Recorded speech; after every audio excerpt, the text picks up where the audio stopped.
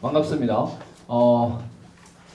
9년을 해고자로 있다가 이제 2달 조금 넘었습니다. 일한 지. 너무 일한다는 게 이렇게 행복한 일이구나.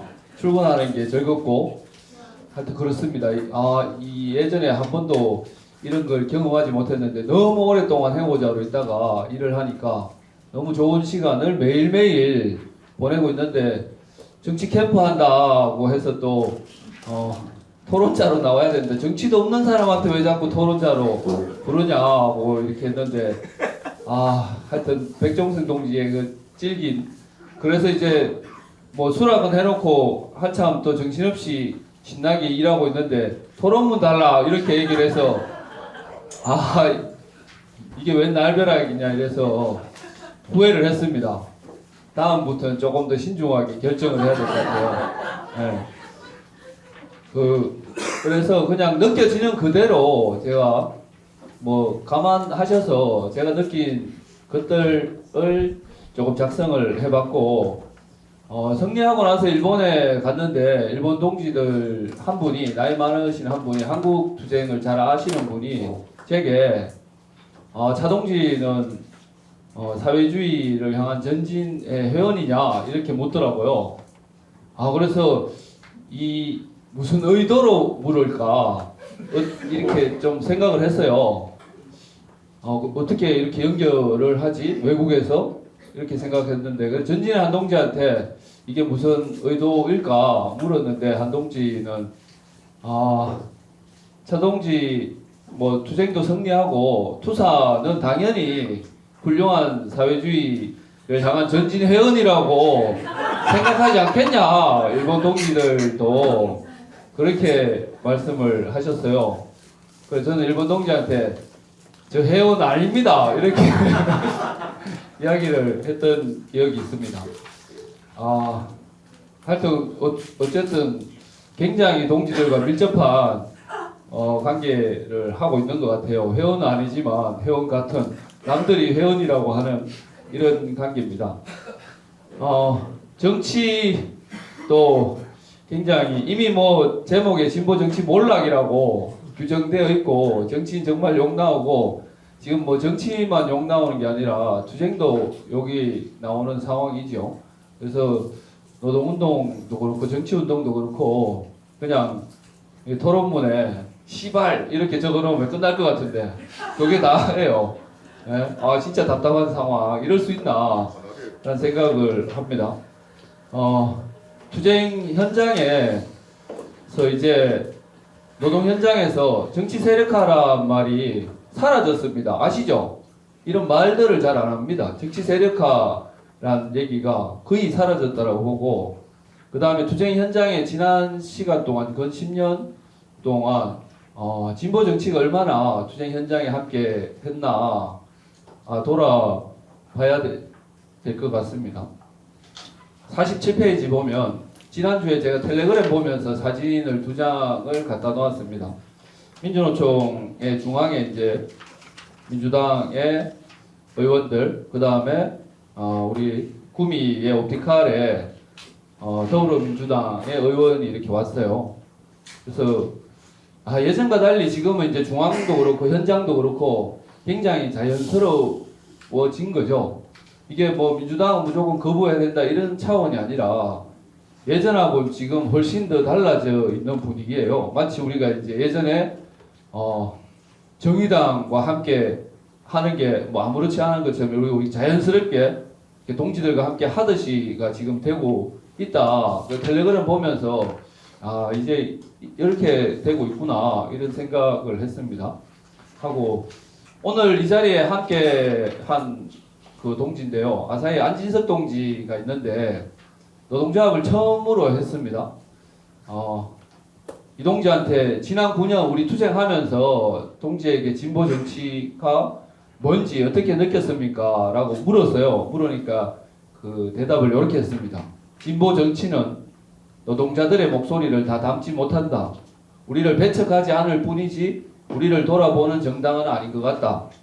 노조법 2, 3조 개정을 위한 역할을 못하는 거 보면 메이저 정당과 다르지 않다. 이렇게 그 아사히 투쟁의 경험과 9년의 해고자로 있으면서 느끼는 진보 정당에 대한 소회를 이렇게 적어놨습니다. 아사히 투쟁 9년을 하면서 느낀 것은 제가 박근혜 정부 2년, 문재인 정부 5년, 윤석열 정부 2년을 해고자로 살았습니다.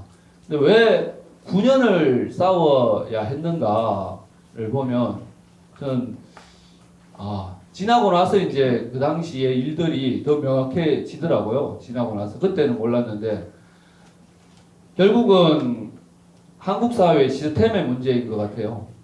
이게 그 노동부 검찰 어제 공무원 노조 동지들하고 옵티칼에서 한잔하면서 저희 9년 싸울 수밖에 없었던 거는 공무원들 때문이다. 이렇게 이야기를 했어요. 그래서 노동부 공무원들, 검찰 공무원들, 또 법원의 공무원들, 사법부 이런 기관들에서 제 역할을 다 하지 않는 거죠. 그래서 9년을 싸울 수밖에 없었던 거죠. 그래서 최소한 우리가 자본주의 사회라도 법을 위반하면 바로 잡잖아요. 바로 잡는 게 상식이고, 근데 정상적으로 작동을 하지 않죠. 정치적으로 작동합니다. 저는 사법부가 독립되어 있잖아요. 정치하고 행정하고 독립되어 있는데 정말 그 사법부만큼 정치적인 데는 없다라는 것을 수많은 재판을 하면서 느꼈어요. 그래서 우린 작은 투쟁이지만 지역에 정말 그 민주노총 120만으로 보면 22명이 장기 투쟁 비정규직 해고자들의 투쟁이지만 나름대로는 계급 투쟁을 했다고 생각돼요. 우리가 깃발을 올려서 우리를 중심으로 연대하는 동지들과 그 다음에 아사히를 중심으로 노동부, 검찰, 사법부의 저들의 그 계급적 연대와 맞짱 떠서 9년을 정말 질기게 싸워서 저희가 승리한 거라고 생각을 합니다. 그래서 이렇게 길게 싸울 수밖에 없었던 것은 역시나 저들이 갖추고 있는 것이 훨씬 더 강력하고 자본주의 체제죠. 본질로 보면 자본주의 체제인데, 그래서 아사히 투쟁이 왜 이렇게 저들이 지락펴락할 수 있었는지를 간단히 설명을 하고 있습니다. 문자 한 통으로 해고됐잖아요. 노조 만들자마자. 그래서 그냥 하루 쉬어라라고 밖으로 이제 휴가를 주고 나서 바로 공장에서 문을 닫았으니까 캐비넷에 물건도 그대로 있었는데 이번에 들어가서 열쇠를 받아서 캐비넷 문을 열었어요. 9년 만에 출근하던 공장의 캐비넷에 저희 물건을 다시 찾았어요. 이런 일이 벌어지는 것은 노동부가 당연히 집단적인 또 이게 그 노사관계 문제고 바로 빠르게 해결해야 되는데 해결을 고의적으로 하지 않은 거죠. 일단은 노동부가 사건을 2년 동안 가지고 있었습니다. 그리고 2년 동안 가지고 있다가 기소 의견으로 올렸어요. 검찰이 받아서 한참 또 가지고 있다가 무혐의 처분을 한 거죠. 굉장히 긴 시간, 몇 해, 그건 3년 만에 아무 죄가 없다. 이렇게 이제 돼버린 거죠. 그래서 우리가 검찰을 상대로 죽으라 싸운 거 아시죠? 그래서 검찰이 기소하게 만들었어요. 이 대단한 투쟁인 거죠. 기소하게 만든다는 거는. 그게 4년이 걸렸어요. 기소한다는 거는 죄가 있는 거 아니에요. 기소한다는 건 재판으로 보낼 뿐이에요. 재판에서 무죄 때리면. 그러니까 검찰이 기소를 하는 것 자체가 의심스럽기 때문에 불법 행위가 있다라고 판단해서 법원으로 넘기는 게 4년 걸렸어요. 이 심각한 거 아닙니까? 이거 자체만 해도. 근데 49페이지 보면 결국은 6년 만에 1심 재판을 받았습니다. 그래서 여기에서 형사재판에서 아사히 사장, 일본 사장 징역 6개월, 집행유예 2년, 하청 사장 징역 4개월, 집행유예 2년, 아사히 벌금 1,500, 하청 벌금 300 이렇게 받았는데 이게 또 항소해서 결국은 대구 법원에서 무죄를 또 선고합니다. 그게 8년째예요. 8년 만에 다시 사건이 원점으로 돼버렸어요.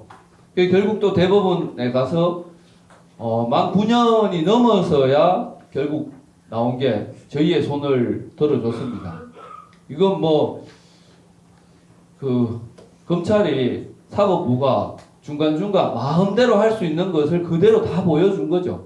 그대로.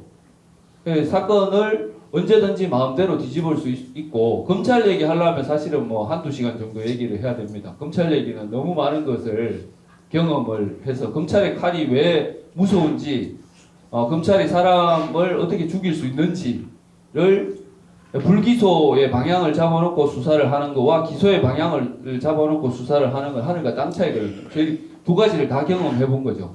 근데 검찰이 아사히 글라스 불법 파견으로 검사 구형한 게 징역 6개월을 구형했습니다. 불법 파견하면 수백억을 벌어들이잖아요. 비정규직으로 써서. 벌써요? 네. 아이씨. 아니, 인사만 해도 3분인데 10분 만에 어떻게 이거, 맞죠? 너무한 거 아닙니까? 하여튼 그런데, 5분 안에 끝낼 수 있나? 검찰이 아사히 사장은 징역 6개월을 구형했는데, 불법 파견으로 도로 바닥에 제가 락카치를 했는데 징역 1년을 구형했어요. 검찰이. 심각한 거죠. 이게 자본의 불법 행위와 노동자들의 불법 행위는 명백히 다르게 봅니다. 저들의 불법 행위는 기업 하다가 그럴 수 있고 우리는 자본주의 질서를 훼손하는 자들인 거죠. 그래서 단호하게 이제 처벌을 해야 된다라고 보는 거고, 그리고 우리 사회가 어떤 사회인지 9년간 싸우면서 수많이 들었던 게 너들 왜 그러고 사냐? 아직도 그러고 있나? 취직을 해도 벌써 취직했겠다. 9년 동안 명절 때 되면 줄기차게 들은 얘기예요. 회사 이길 수 있다고 생각하냐? 이 얘기를 우리 동지들 얼마나 많이 들었겠습니까?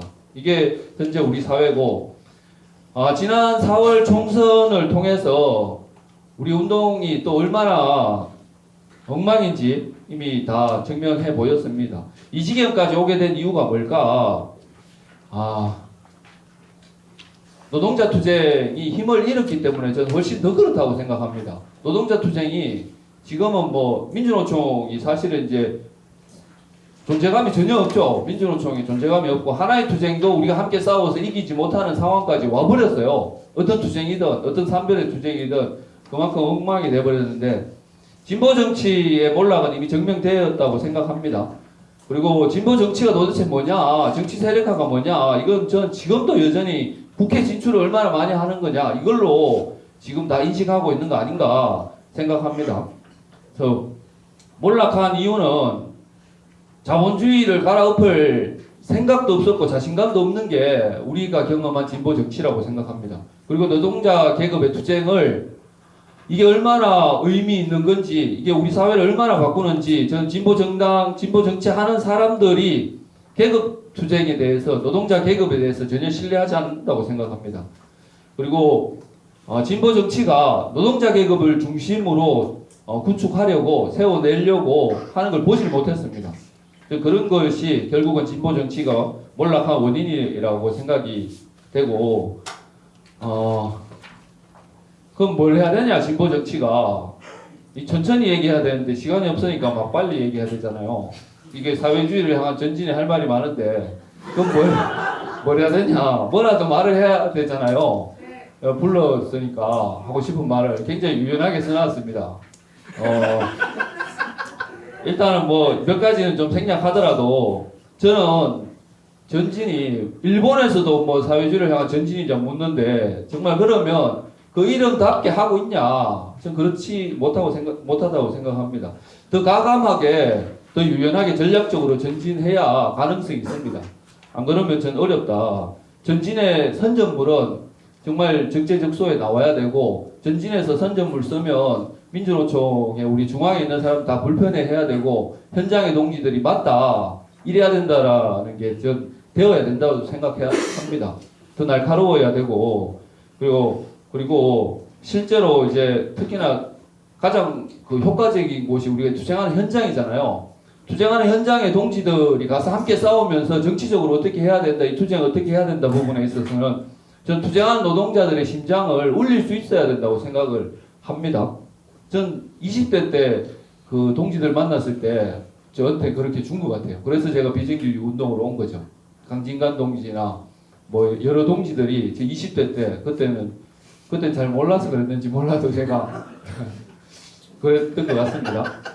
그래서 동지들 말 들으면 정말 희망과 전망이 좀 밝아지고, 한판 해볼 만하다라는 게 느껴져야 된다고 생각합니다.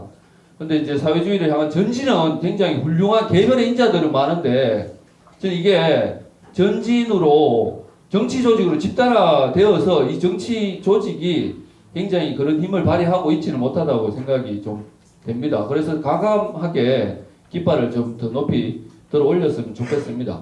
그 동지들이 뭘 하려고 하는지 도대체 사회주의를 어떻게 갈 건지 현장의 투쟁이 어떤 정치적 의미로 어떤 투쟁을 어떻게 이 투쟁이 어떻게 나아가야 되는지 이런 것들을 더 과감하게 그리고 왜 투쟁이 잘 안 되는지 걸림돌이 뭔지 이런 것을 동지들이 눈치 보지 않고 해야지 누가 하겠습니까? 동지들이 해야지. 그래야지 저는 이 체제 바꾸지 아니면 바꿔지겠습니까? 달라지겠습니까? 산별체제, 민주노총 체제 안에서 여전히 그냥 이 체제에서 조금 더 영향력을 발휘하려고 해서는 전 사회주의는 꿈도 못 꿀 거라고 생각되고 그리고 이제 그 긴밀하게 이제 이게 뭐 단편적일 수는 있는데 비정규직 이제 그만을 5년을 했어요. 5년을 만 5년이 이제 됐는데 이창호 동지가 집행위원으로 정치조직으로 선전 그 팀장을 맡고 있습니다. 저는 이제 크게는 비정규직 투쟁의 전진, 비정규직 투쟁에 굉장히 큰 의미를 두고 있고 개인적으로는 그 작게는 아사히 투쟁의 승리라는 게 있는 거죠. 근데 이창호 동지 함께 5년 동안 하면서 지금 정치 조직으로 여러 개가 들어와 있지만 여기는 도대체 왜 비정규직 이제 그만 하느냐 여러 군데가 있었지만 다른 데는 이제 많이 함께 안 하고 실질적으로 굉장히 깊이 들어와 있는데 그러면 가지고 있는 전진이 정확하게 저는 많이 현장에서 정치를 밝히고 정치를 주장해야 되죠. 근데 청호 동지 하는 걸 못 봤어요. 일만 해, 일만. 안 했어. 아니, 그러니까 실무적인 일만 계속 하는 거죠. 5년 동안 정말 우리 수준에 맞는 대중적인 선전 일만 하는 거죠. 그 도대체 언제 정치적으로 조직할 거냐? 작게는 이렇다는 거요. 작게는 과감하게 조직해야 되잖아요. 5년 했으면 어느 현장이라도 하나는 전진으로 조직해야 되는 거 아닙니까? 맞잖아요. 차동지. 저 조직 안 됐습니다. 그리고 마지막으로 좀 울림이 있는 활동을 했으면 좋겠습니다. 제가 노동조합 활동하는 거는 울림이 있어서 그렇습니다. 아사히 동지들과 함께 노동조합 하면서 삶을 걸어도 되겠다, 장기 투쟁해도 되겠다라고 하는 이유는 우리 동지들이 변화되고 울림이라는 것은 제가 했을 때 돌아오는 거잖아요. 우리 동지들이 변화된 모습, 그 다음에 우리 동지들이 과감하게 투쟁을 넘어서고 구속을 각오하고 싸우는 거 보면서 이게 이제 울림인 거죠. 중독 같은 거죠. 이런 게 있어야 되는데 전 동지들한테 묻고 싶어요. 사회주의 이 정치 활동을 하는데 동지들이 외쳤을 때 돌아오는 울림이 있냐? 저는 그게 있어서 노동조합 활동을 걸고 싸우는데 동지들 그거 있어야지 영양분을 얻고 그 동지들이 또 밝게 이렇게 해야지 우리도 그 힘을 받고 이 동지들 밝다라고 하는데 어둡다 이러면 이게 전망이 없구나 이렇게 느껴지는 거죠. 그래서 동지들 울림이 있는 활동을 했으면 좋겠습니다. 이상입니다. 네, 사장님 고맙습니다.